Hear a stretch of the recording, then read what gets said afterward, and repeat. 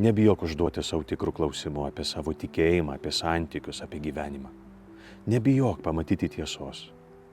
Nes jei pažvelgsi į save Jėzaus akimis, pamatysi, kad tavo klaidos ir aplaidumas su jo malone gali tapti vieta, kurioje užgimsta naujas ir dar gražesnis gyvenimas.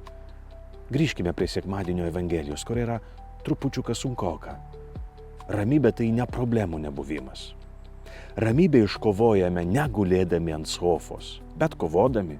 Aišku, kad ne prieš žmonės, o prieš neteisybės, prieš mintis, kurios nuodija sielą, prieš tylą pilną pykčio šeimoje. Meilės ir pasitikėjimo tėvo ginklais.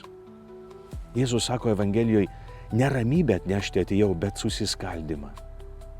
Tikroji ramybė atskiria. Tarp to, kas griauna ir to, kas gydo. Tarp to, kas miršta ir to, kas teikia gyvybę. Priimti Jėzų, pažvelgti į save tiesos akimis, skaudu. Nes tada griūva tavo pastatyti rūmai sudėti iš banalybių, iš mechaniškai kalbamų maldų, iš paviršutiniškų santykių ar tuščių santuokų.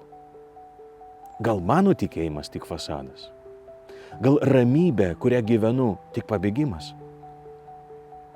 Evangelija yra ugnis, deginanti iliuzijas, šviesa atverianti tikrovę. Jis skaudina, taip, bet tai skausmas, kuris išlaisvina, suteikia gyvenimą ir augimą. Palaimintos dienos.